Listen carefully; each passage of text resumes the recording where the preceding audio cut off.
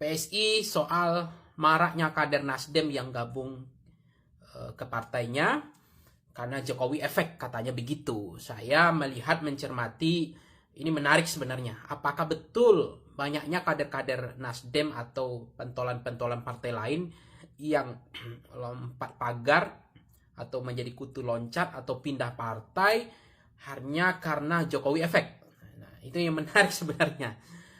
Pertama adalah orang ada di partai atau melarikan diri dari partai atau kabur dari partai politik tertentu, pasti mereka meninggalkan partai bisa dua hal. Pertama, memang tidak worth it lagi bagi mereka melihat ada partai baru yang punya masa depan misalnya.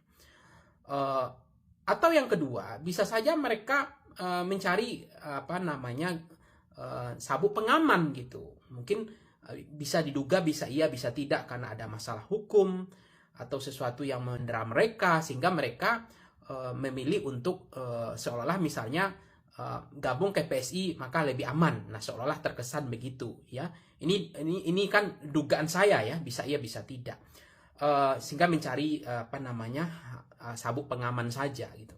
Nah, yang kedua adalah apakah betul karena memang PSI punya masa depan yang worth it gitu lah. Karena PSI pada tahun 2024 itu hanya 2,8%. Belum lolos sebagai 8 partai politik ke parlemen. PSI bukan partai parlemen tapi partai non-parlemen. Setelah kemudian rebranding dengan Partai Gajah TBK itu, termasuk kemudian dia mencoba mengatakan akan melakukan zonasi wilayah pertempuran, menguasai kandang Banteng akan digeser menjadi kandang gajah, kemudian Sumatera dan termasuk Sulawesi Selatan akan dijadikan sebagai basis PSI gitu. Harapan bahwa dia sangat meyakinkan orang-orang lain, pasti itu karena ada kemampuan, bisa saja karena Jokowi efeknya, figurnya yang kuat, karena punya pengalaman rekam jejak yang lama, dan dia merasa bahwa Jokowi mampu untuk mengubah keadaan itu semua.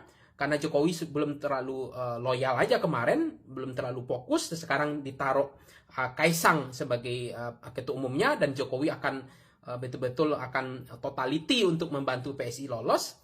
Ya, kita nggak tahu. Atau memang karena yang kedua adalah logistik mereka yang juga sudah cukup memadai. Karena pernah mereka mengatakan, oh saya PSI ini tidak perlu kita elektabilitas tinggi, yang penting isi tas misalnya. Kemudian Kaisang kemarin juga bicara tentang akan bagi kartu-kartu yang kartu atau apalah, kartu nama atau apalah namanya, yang ada ya, itu ada emasnya yang bisa dijual. Nah, ini kan ngeri banget rampasan perang ini, berani banget gitu, karena memang uangnya mungkin udah berlimpah ya, jadi sangat confident. Dan nah, termasuk kemenangan partai itu kan sangat bergantung